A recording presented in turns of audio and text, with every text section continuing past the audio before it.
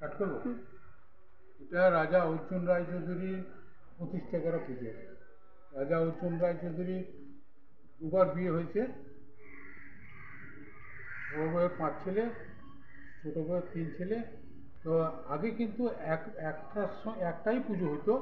ভবিষ্যতে ভাগাভাগি ভাইদের মধ্যে যেমন বিভেদ হয়, সেই বিভেদ হওয়ার পর ভাইদের মধ্যে ভাগ হয়। বড় ভাইয়ের 5 ছেলে, 5 দুগুণে 10 আনা, ছোটো ভাইয়ের 3 ছেলে, 3 দুগুণে 6 আনা, এই ভাগ হয়েছে 10 আনা 6 আনা। আমাদের পুজোর বৈশিষ্ট্য হচ্ছে যে 15 দিন আগে বোধন আসবে। সেই বোধনে কিন্তু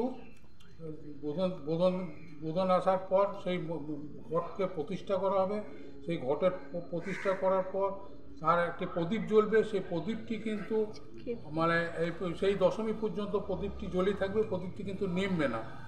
এবং সেটা সব শরিকেনদের নামে সংকল্প করে সেই প্রদীপটি প্রজ্বলন করা হবে। আর আমাদের বোধনের শাক বলিও হয়। আর সবথেকে বৈশিষ্ট্য হচ্ছে চণ্ডীপাঠ, তারপরে ভোগ নিবেদন হয়, রাতে সন্ধ্যা আরতি হয়।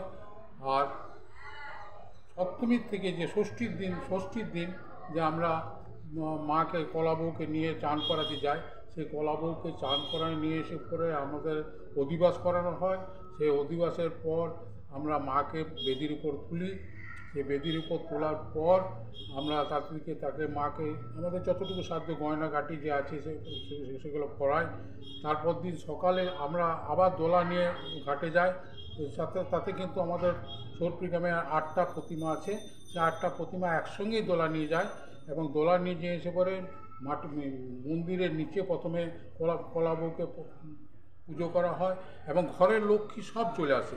সেই ঘরের লক্ষ্মীগুলোকে আমরা উদযাপন করি এবং সেই ঘরের লক্ষ্মী কিন্তু আমাদের মন্দিরেই থেকে যায়। একদম দশমীর দিন সে লক্ষ্মী আবার নিজের ঘরে যায়। তার আগে কিন্তু ওই লক্ষ্মী আমাদের এই ঘরেই মানে মন্দিরেই থেকে যায়। আর আরেকটা বৈশিষ্ট্য হচ্ছে যে মায়ের এটা কোনো জায়গায় পাওয়া যায় না, যে মায়ের ডান দিকে কার্তিক, বাঁ দিকে গণেশ, এটা কিন্তু কোনো জায়গাতেই পাওয়া যায় না। আরেকটা বৈশিষ্ট্য আমাদের পুজো হচ্ছে যে দশমীর দিন আমাদের চ্যাং মাছ পোড়ার ভোগ হয়। আর সেদিন চ্যাং মাছ পোড়ার ভোগ হয়। আর তাছাড়া নবমীর দিন যেমন আমাদের সপ্তমী, অষ্টমী, নবমী যেমন পুজো হয় সেরকম হয়। তবে অষ্টমীর দিনটা খুব বেশি হয়, খুব মানে ভিড়ভাড় হয়। কেন অষ্টমীর দিন অনেক পুষ্পাঞ্জলি, সব হরিগানরাই পুষ্পাঞ্জলি দেয় এবং তাতে মায়ের কাছে মঙ্গল কামনা করে। তাতে কিন্তু অনেকেই জানা গেছে যে অনেকেই তাতে কিন্তু অনেকে সিদ্ধ লাভ করেছে, যে মায়ের তাদের মনোবাঞ্ছা পূর্ণ করেছে। এই হচ্ছে প্রায় কত বছর এটা পুজোটা হচ্ছে 450 বছরের। পুজোটা হচ্ছে 450 বছরের।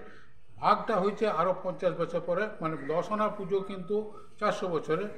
আমাদের পুজোটা 450 বছর, আমাদের পুজোটা 400 বছরের। যেহেতু পারিবারিক কারণে যেমন ভাগ হয় সেরকম ভাগ হয়েছে, ভাই যেমন ভাগ হয়। ওই যে বললাম 5 বছর, ওরা 5 ভাই, 10 আনা পেয়েছে। আর আমরা 3 দুগুণে 6 আনা। তবু কিন্তু আমরা 10 আনাকে মেনে চলি। 10 আনার পুজো না বসলে আমরা কিন্তু পুজো বসি না। 10 আনার বলিদান, কোনো কিছু বলিদান না হলে আমরা কিন্তু বলিদান করি না। 10 আনার বেদিতে ঠাকুর না তুললে আমরা কিন্তু বেদিতে ঠাকুর তুলি না। প্রথম গোটা গ্রামের ইয়েটা হচ্ছে ফার্স্ট 10 আনা।